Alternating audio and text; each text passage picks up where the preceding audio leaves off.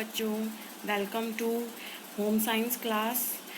जैसा कि आपको पता है बच्चों कि इस महामारी के चलते हमारी क्लासेस ऑनलाइन चल रही हैं। छुट्टियों से पहले भी हम सब ने आपको ऑनलाइन पढ़ाया था और अब छुट्टियों के बाद भी हम आपको ऑनलाइन पढ़ाएंगे। देखते हैं अभी कब तक ये सब चलता है। तब तक जैसा कि आप सबको पता है कि मैंने छुट्टियों से पहले आपको पार्ट 2 तक सारा कंप्लीट करा दिया था विद क्वेश्चन आंसर, राइट। अब मैं आपको पढ़ाऊंगी चैप्टर 3 से, ठीक है। तो आइए थोड़ा सा चैप्टर 3 के बारे में जानते हैं।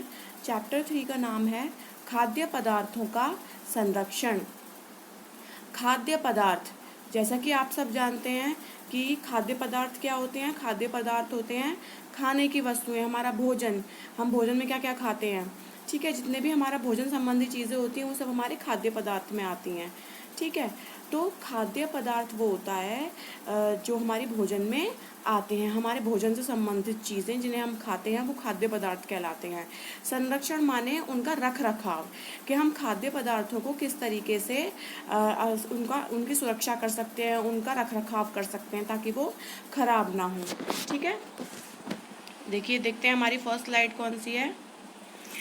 हमारी फर्स्ट स्लाइड में देखिए, आइए जाने संरक्षण है क्या।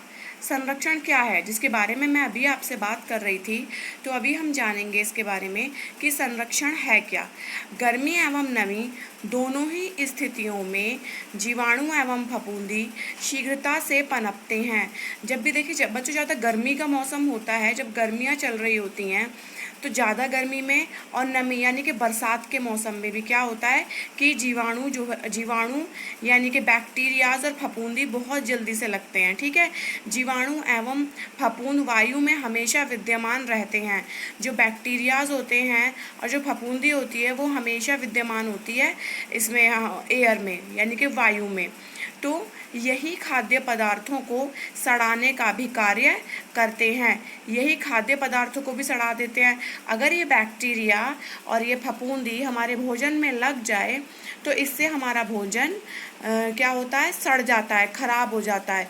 यदि खाद्य पदार्थ में इनके बढ़ने पर नियंत्रण पा लिया जाए, यदि हमारे भोजन में खाद्य पदार्थों में बैक्टीरियाज बढ़ने का या फफूंदी बढ़ने पर नियंत्रण पा लिया जाए तो भोजन को सड़ने से बचाया जा सकता है, जिससे कि हमारा भोजन खराब होने से बच सकता है। यही नियंत्रण भोज्य पदार्थों का संरक्षण कहलाता है। और यही जो कंट्रोल करना हमारे भोज्य पदार्थों पर बैक्टीरियाज और ये बैक्टीरिया का और फफूंदी का जो नियंत्रण करना होता है उसे ही हम क्या कहते हैं, भोज्य पदार्थों का संरक्षण कहते हैं, ठीक है बच्चों। आई होप कि आपको अब ये समझ में आया होगा कि संरक्षण का मतलब क्या होता है, रख रखाव। हमारा भोजन खराब ना हो, उसमें बैक्टीरियाज ना लगे, ठीक है। नेक्स्ट स्लाइड है हमारी, खाद्य सामग्री का उचित रख रखाव या संरक्षण ना किए जाने पर कई नुकसान हो सकते हैं। देखिए, यदि हम अपने खाने के सामान का, अपने भोजन का हम लोग इस्तेमाल, हम ठीक से इसका ध्यान नहीं रखेंगे तो क्या क्या नुकसान हो सकता है हमारे भोजन का, ये पॉइंट्स में शो किया गया है। जैसे कि आप देखिए, नंबर 1 है, उनमें घुन एवं फफूंद लग जाती है। क्या लगता है, घुन, जैसा कि आपने देखा होगा गेहूं में बहुत जल्दी से घुन लग जाता है, ठीक है। तो खाने में भी दाल में घुन लग जाता है, फफूंद हो जाती है। रोटियों में देखा होगा आपने, फफूंदी लग जाती है, सब्जी में फफूंदी आ जाती है, तो ये सब खराब हो जाते हैं। उनके रूप, रंग एवं गंध में परिवर्तन आ जाता है।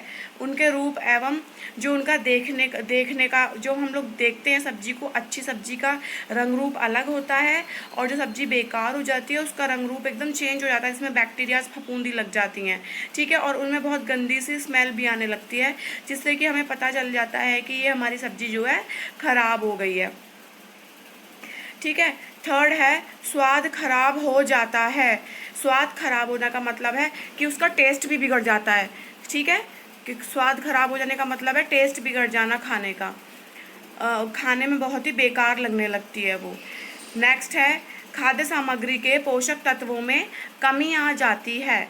जो खाद्य सामग्री होती है, जो खाने की चीज़ें होती हैं, अगर उनमें बैक्टीरियाज लग जाते हैं तो उनके पोषक तत्व जो है वो बिल्कुल ख़त्म हो जाते हैं। पोषक तत्वों की उनकी गुणवत्ता ख़त्म हो जाती है भोजन की। वो अगर हम उस खराब भोजन को खाएंगे तो वो हमें कोई फ़ायदा नहीं करेगा, क्योंकि उसमें पोषक तत्व तो मौजूद है ही नहीं, उल्टा वो हमें नुकसान ही पहुंचाएगा। तो ऐसे भोजन को हमें ग्रहण नहीं करना चाहिए जो जिनके पोषक तत्व खत्म हो गए हों या जो सड़ गए हों, बेकार हो गए हों। 5th पॉइंट है, घुन एवं कीड़े मकोड़ों द्वारा निकलने वाले उत्सर्जी पदार्थों का सामग्री में मिल जाने से खाद्य सामग्री विषैली भी हो सकती है।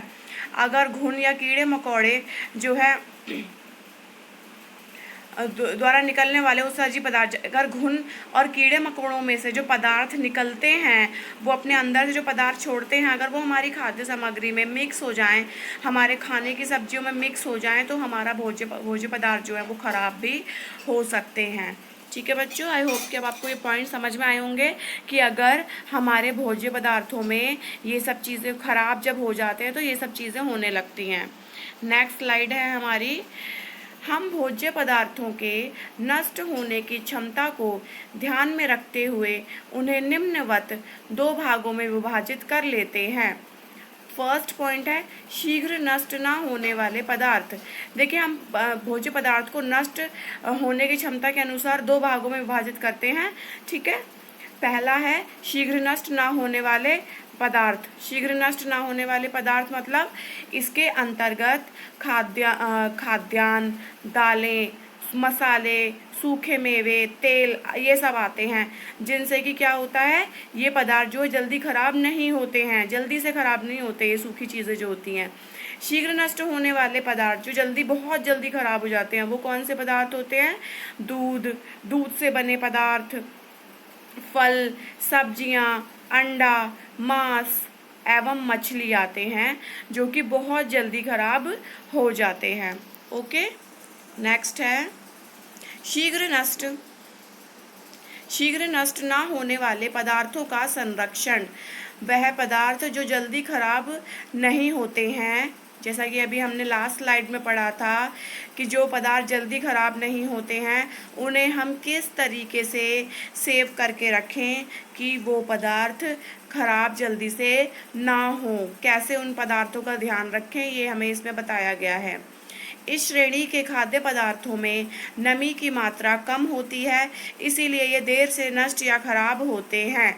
ये जो खाद्य पदार्थ होते हैं सूखे होते हैं, इनमें नमी नहीं होती है, तो इसलिए इनको खराब होने में समय लगता है, बहुत जल्दी से खराब नहीं होते हैं। कुछ दिनों के अंतराल पर इन्हें धूप में रखा जाना उपयुक्त होता है। समय समय पर बेटा ये जो खाद्य पदार्थ होते हैं इनको हमें धूप दिखानी चाहिए। जैसे हमारे गेहूं हो गए, दाल हो गए, छोले हो गए, ठीक है, काले चने हो गए, सूखे मेवे हो गए, मसाले हो गए, जैसे कि मसालों में सूखी मिर्च हो गई, धनिया हो गया साबुत आपका, इन सबको आपको समय समय पर धूप दिखानी चाहिए। इस श्रेणी के खाद्य पदार्थों को हम निम्नवत विधियों से सुरक्षित रखते हैं। देखिए, ये जो खाद्य पदार्थ हैं इनको सुरक्षित रखने की 3 विधियां इसमें बताई गई हैं। तो आइए जानते हैं ये 3 विधियां कौन कौन सी है। सबसे पहली विधि है बच्चों घरेलू विधि। घरेलू विधि को अपनाकर हम किस प्रकार अपने सूखे पदार्थों को सुरक्षित रख सकते हैं, तो हम पढ़ते हैं। इस विधि में लाल मिर्च व सूखी नीम की पत्तियों को अनाज में मिलाकर वायुरुद्ध बंद डिब्बों में पैक करके रखें, जिससे कि उनमें हवा पास ना हो और उनमें नमी ना पहुँचे। तो हमें लाल मिर्च व सूखी नीम की पत्तियों को अनाज में मिलाकर रख देना चाहिए।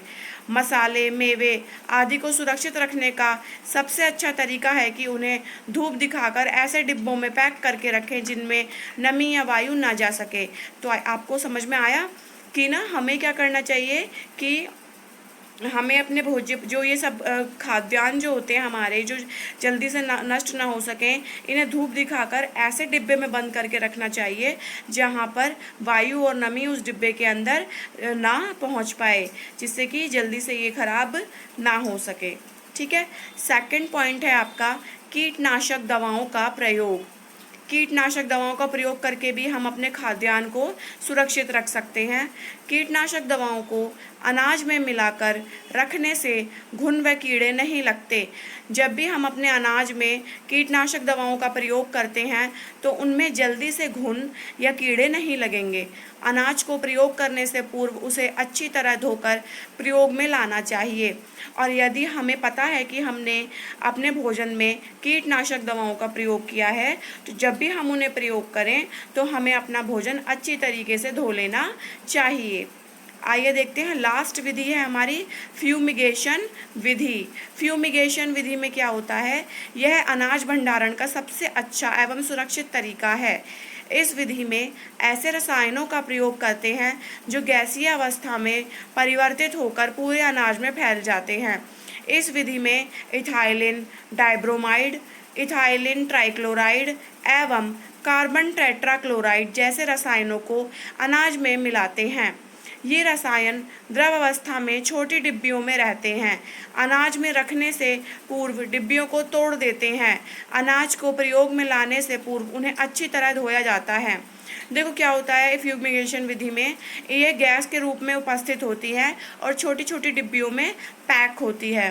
तो जब हम फ्यूमिगेशन विधि को अपनाते हैं तो इन छोटी डिब्बियों में जो 3 प्रकार की जो ये रसायन होते हैं, इथाइलिन डाइब्रोमाइड, इथाइलिन ट्राइक्लोराइड एवं टेट्राक्लोराइड, तो इनको क्या होता है, डिब्बियों में होते हैं। इन्हें अनाज में डाल दिया जाता है लेकिन डिब्बियों को तोड़ के, ठीक है। और ये गैसीय अवस्था में होते हैं तो ये अनाज में मिल जाते हैं जिससे कि अनाज हमारा खराब नहीं होता।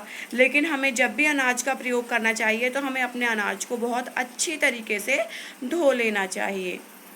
ठीक है बच्चों, ये थे हमारे शीघ्र नष्ट ना होने वाले पदार्थों का संरक्षण। जो हमारी जैसे अनाज हो गई, दालें हो गई, मसाले हो गए, सूखे मेवे हो गए, वो जल्दी से ख़राब नहीं हो सकते, तो हमें उनको किस तरीके से सुरक्षित रखना चाहिए। आगे है हमारा शीघ्र नष्ट होने वाले पदार्थों का संग्रह। जो पदार्थ बहुत जल्दी खराब हो जाते हैं उनको हम लोग कैसे सुरक्षित रख सकते हैं। इस समूह में ऐसे भोज्य पदार्थ आते हैं जो अधिक नमी युक्त होते हैं, जैसे दूध, दही, फल, सब्जियां, अंडा, मांस, मछली। ऐसे पदार्थों को यथासंभव ताज़ा ही खाना ठीक रहता है। यदि फल एवं सब्जियां 1 या 2 दिन रखनी भी पड़ें तो उन्हें सुरक्षित रखा जाना आवश्यक है। इन्हें निम्नवत विधियां अपनाकर सुरक्षित रख सकते हैं। देखिए, ये जो चीज़ें होती हैं जो बहुत जल्दी ख़राब हो जाती हैं, इन्हें हमें क्या करना चाहिए, जल्दी ही इन्हें यूज़ कर लेना चाहिए, जल्दी ही इनका प्रयोग कर लेना चाहिए, इन्हें छोड़ना ही नहीं चाहिए। लेकिन अगर मान लीजिए बहुत सारी चीज़ें इकट्ठी हो गई हैं और हम उन्हें एक साथ ख़त्म नहीं कर सकते, तो हमें क्या करना चाहिए, हमें इन्हें सुरक्षित रखना चाहिए। जो आगे अभी हम नेक्स्ट स्लाइड में विधियाँ पढ़ेंगे उन्हें अपनाना चाहिए, ताकि ये जो पदार्थ हैं हमारे जल्दी से ख़त्म ना हो, मतलब 1-2 दिन सुरक्षित रह सके। ठंडी विधि। अब देखिए, ठंडी विधि को अपनाकर हम कैसे इन्हें सुरक्षित रख सकते हैं। यहाँ पे आप देख रहे हैं ठंडी विधि में आपकी मटर है, हरी मटर, ठीक है। उन्हें हम फ्रिज में, मटर को आपने देखा भी होगा, आप कई बच्चों के घरों में ऐसा होता भी होगा कि मटर को आप छील के एक पिन्नी में बंद करके पैक करके उसे स्टेपलर लगा करके आप फ्रीजर में रख सकते हैं और कई महीनों तक इन मटर का प्रयोग आप कर सकते हैं, ठीक है। देखिए, ठंडी विधि, हरी सब्जियों के ऊपर ठंडे पानी का छिड़काव करते रहने से उन्हें 2-3 दिनों तक सुरक्षित रख सकते हैं। दूध एवं दही जैसे भोज्य पदार्थों को किसी बर्तन में रखकर उन्हें ठंडे पानी में रखने से सुरक्षित रखा जा सकता है। हरी सब्जियों के ऊपर आप समय समय पर ठंडे पानी का छिड़काव करते रहें तो 2-3 दिन यह सब्जियां चल जाएंगी। दूध और दही को आप ठंडे पानी के बर्तन में रख दें जिससे कि ये सुरक्षित रह सकते हैं। यदि फ्रिज उपलब्ध है तो फ्रिज या आइस बॉक्स में हरी सब्जियां, पका भोजन, दूध, दही, मक्खन एवं फल कई दिनों तक सुरक्षित रखते हैं। फ्रिज में फल एवं सब्जियां थैलियों में रखनी चाहिए। देखिए, आप आजकल हम सबके घर में फ्रिज होता है, ठीक है। तो 1-2 दिन अपने हमारा भोजन ख़राब ना हो तो उसे सुरक्षित करने के लिए हम फ्रिज का इस्तेमाल करते हैं। लेकिन बच्चों, मैं आपको एक चीज़ बताना चाहूँगी कि हमें फ्रिज में रखे हुए भोजन का ज़्यादा प्रयोग नहीं करना चाहिए। इसीलिए जब भी आप भोजन करें तो इस चीज़ का ध्यान रखें कि उतना ही भोजन पकाना चाहिए जितना कि हम लोग खा सकते हैं। ज़्यादा एक्स्ट्रा भोजन नहीं पकाना चाहिए, क्योंकि फ्रिज में रखते हैं आप भोजन को तो वो ख़राब तो नहीं होता है, लेकिन जो उसके पोषक तत्व होते हैं वो नष्ट ज़रूर हो जाते हैं। तो जो ताज़े बने भोजन में जो पोषक तत्व होते हैं वो पोषक तत्व फ्रिज में रखे हुए भोजन में नहीं पाए जाते, ठीक है। नेक्स्ट है हमारा गरम विधि। इस गरम विधि को भी अपनाकर हम अपने भोजन को सुरक्षित रख सकते हैं।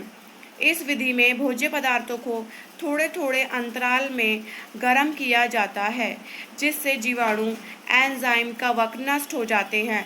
दूध एवं भोजन को 5-6 घंटे के अंतराल पर उबाल लेने से हम उन्हें खराब होने से बचाया जा सकता है। देखिए, गरम विधि यानी कि हमें अपने भोज्य पदार्थ को गरम कर करके भी हम उसे ख़राब होने से बचा सकते हैं। जैसे हमारा दूध हो गया, जिनके घर में फ्रिज नहीं होते हैं तो दूध होता है, तो दूध जब गर्मी बहुत ज़्यादा पड़ती है तो दूध को दिन में 2-3 बार गर्म करने की ज़रूरत पड़ती है। वरना अगर हम सुबह का ही गर्म करके दूध छोड़ देंगे तो इतनी गर्मी में हमारा दूध ख़राब हो जाएगा। उसी तरीके से अगर आपने खाने में कोई सब्ज़ी बनाई है या कोई दाल वगैरह बनाई है, अगर आपने सुबह बनाई है तो वो शाम तक ख़राब हो जाएगी, उसमें झाग उठ जाएंगे। इसीलिए उसे समय समय पर 5-6 घंटे के अंतर में गर्म करते रहना चाहिए। सीमा की उत्सुकता शांत न हुई।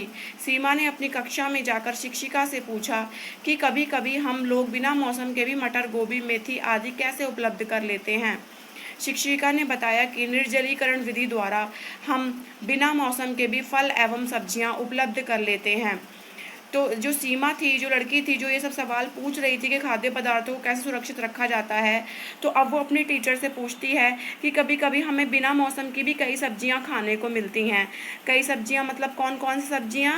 जैसे कि मटर हो गया, वो बिना मौसम के खाने को मिल जाता है, गोभी, मेथी ये सब मिल जाती है। तो वो कैसे मिलती हैं? तो उसकी टीचर ने उसको निर्जलीकरण विधि के बारे में बताया। तो आइए मैं भी आपको अभी निर्जलीकरण विधि के बारे में बताती हूँ कि वो क्या होती है। ये है हमारा निर्जलीकरण विधि। निर्जलीकरण विधि क्या है? खाद्य सामग्री से नमी का हटाना ही निर्जलीकरण है। खाद्य सामग्री में नमी को हटा दिया जाता है और इसी विधि को हम निर्जलीकरण कहते हैं। और जब नमी हट जाती है खाद्य पदार्थ से तो उसके खराब होने के चांसेस जो होते हैं वो बहुत ही कम होते हैं, ठीक है। देखिए, इस विधि में खाद्य पदार्थ सामग्री में उपस्थित नमी धूप द्वारा सूख कर निकल जाती है।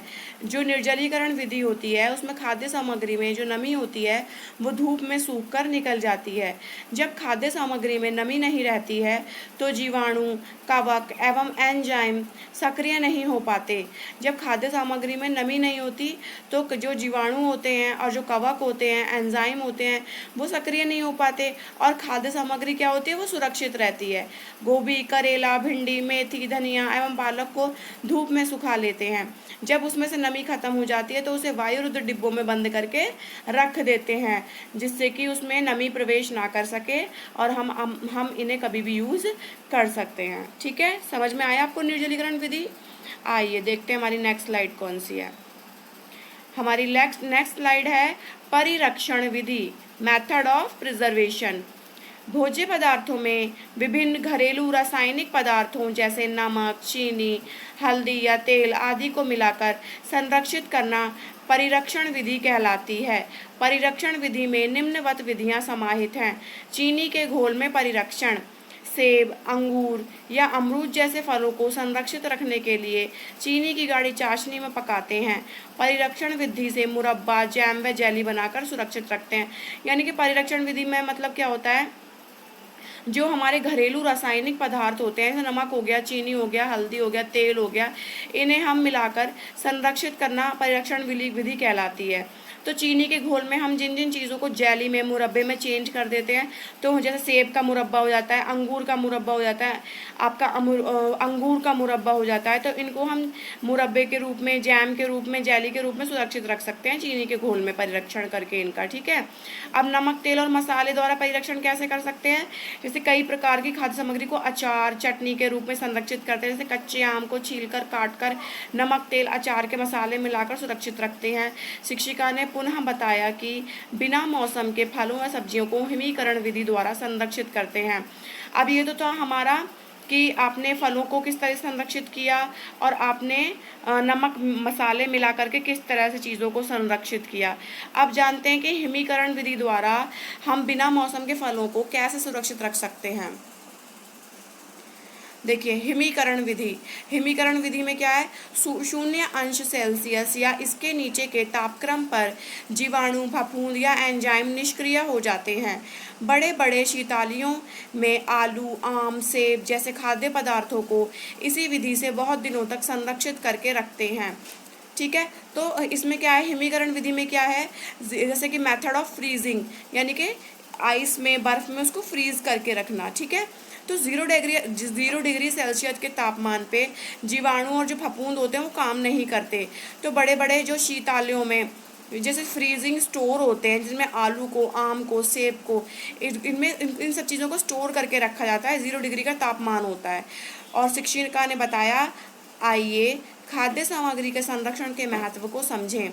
अब हम लोग क्यों अपनी खाद्य सामग्री को संरक्षित करके रखते हैं, इसका क्या फ़ायदा है? तो अब ये पॉइंट्स हैं नीचे दिए हुए, इनसे हमें पता चलेगा कि हमें क्या फ़ायदा है। देखिए, संरक्षण का महत्व, लाभ। ठीक है। नंबर 1 है खाद्य सामग्रियों को घुन, फफूंदी एवं अन्य कीटाणुओं से सुरक्षित रखना। नंबर 2 है बिना मौसम वाले फलों एवं सब्जियों को उपलब्ध होना। नंबर 3 है आवश्यकता से अधिक पैदा होने वाले फल, सब्जी एवं अनाज को सुरक्षित रखना। अनाज, फलों एवं सब्जियों को दूर के स्थानों पर भेजने के लिए। पके हुए भोज्य पदार्थों को संरक्षित रखकर उनका दोबारा प्रयोग करने में समय एवं ईंधन की बचत होना। तो देखिए, हमारे खाद्य सामग्री को हम क्यों संरक्षित रखते हैं? जिससे कि उनमें जल्दी से फफूंदी ना लगे, वो ख़राब ना हो, और हम बिना मौसम के भी कभी भी कोई सा भी फल, कोई भी सब्जी हम खा सकें। आवश्यकता से अधिक जब हमारे ज़्यादा अनाज या कुछ भी ज़्यादा सब्जी हो जाती है, खेती करते हैं लोग, आलू हो जाते हैं, प्याज हो जाती है, तो उन्हें कोल्ड स्टोर में स्टोर करके रखा जाता है ताकि वो जल्दी से ख़राब ना हो सकें। ठीक है।